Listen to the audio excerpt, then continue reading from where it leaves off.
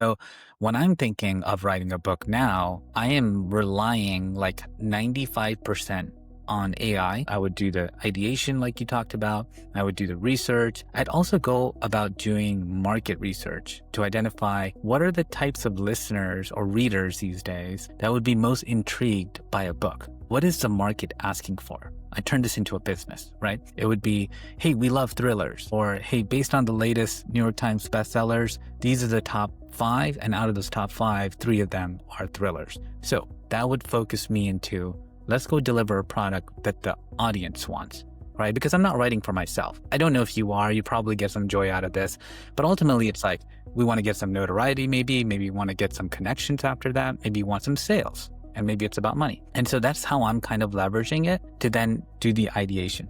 Then I'm going into research, and you hit on that right on the money. It's like, it knows things, right? So all of these stories about people could be in articles, could be in public release documents that ChatGPT, for example, can link multiple databases and not only research it, but then give you the ideal character that could be for the ideal book based on market research. So it can essentially put all of these pieces together for us. And then it's like, okay, now I want you to compare, what goes around and what made it such a huge hit, the level of thrill that it had.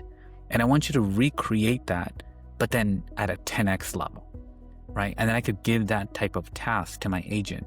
And then it would develop this. And it would first develop the outline, and then it would come down to like the chapters and then the overall timeline. And then what I would do is I'd get a second AI agent to then be the editor of the first agent. So now I have a team, right? So the second agent, let's say Gemini, is now reviewing what ChatGPT came up with. And then Gemini has this threshold and checklist to go through to make sure that it's hitting all of the marks that the publisher would want. And then we're developing this book as we kind of go on further. So that's like how somebody in the AI field probably thinks, with like a marketing background, business background. That would be like my intent.